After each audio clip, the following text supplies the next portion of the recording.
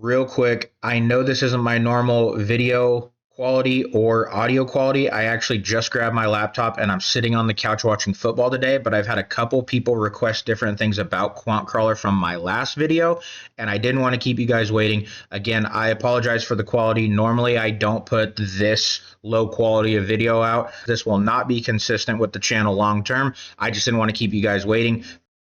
I've had a couple of different people on TikTok and on YouTube ask for what indicators I have on TradingView where I take my screenshots. And so I just want to show those real quick just because QuantCrawler may be taking those into account. It's not supposed to, and it doesn't have any direction to use any of the extra details outside of what the charts are trending, but it's AI.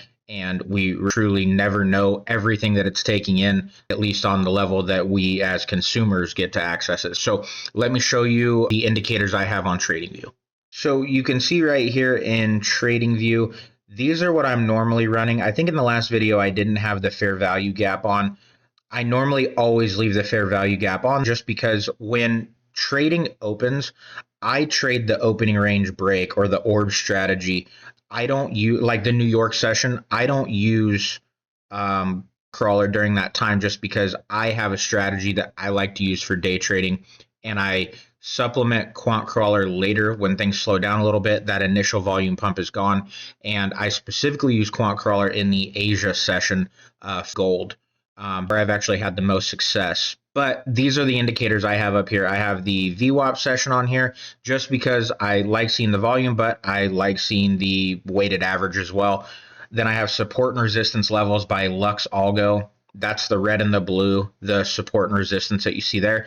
And then I have the fair value gaps.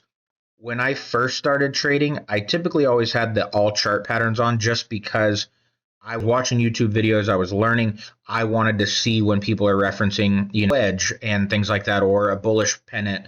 I wanted to be able to see what those actually were. So I personally had this on for a long time, and I leave it on because every once in a while I just like to see it and be like, oh yeah, working with rising or whatever wedge or bullish pennant. I don't normally run that on. So I'm going to use Quant Crawler. I don't want to clutter it up. Like I don't want to overdo it to the point where I'm going to give it so much information that it's not going to work. But technically, QuantCrawler isn't built to analyze anything other than just the chart. It is AI, so there's no telling what it's taking into account. So if you really wanted to mirror exactly what I'm doing, these are the only ones that I'm running. I will show you guys this as well. This is a snippet from QuantCrawler. This is probably the main thing that actually helps it dialed into what output I'm wanting. But basically just says, if charts or data are incomplete, QuantCrawler must boldly state assumptions and label missing data clearly. So it's going to make assumptions on the chart if it can't figure it out based on the chart, but it's going to boldly, literally in bold, tell you what it's guessing on. And then every analysis has to include market structure, volume context, risk reward validation, catalyst awareness. This would be like last week when the Fed had a meeting. It should take that into account if it recognizes that it's there. And then clear invalidation levels tell you this makes this estimate or scenario invalid. It's supposed to tell you if it rises to this price, this is no longer valid. If it drops to this price, it's no longer valid. So research it did is invalidated.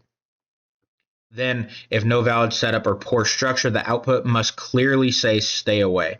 So it's gaining its confidence level, and it is supposed to tell you if you should not invest, if you should not go in on this play. It will just tell you to stay away. Like a lot of times in the Asia session, it will tell you that you need to stay away because volume is low or volatility is increased or something along those lines. I get the stay away more often than not when I use it in the Asia session specifically. But when it does give me a play, that's where I've really made money. Like I made in the last 2 weeks, $3,000 3 different times in the Asia session trading the full GC contract.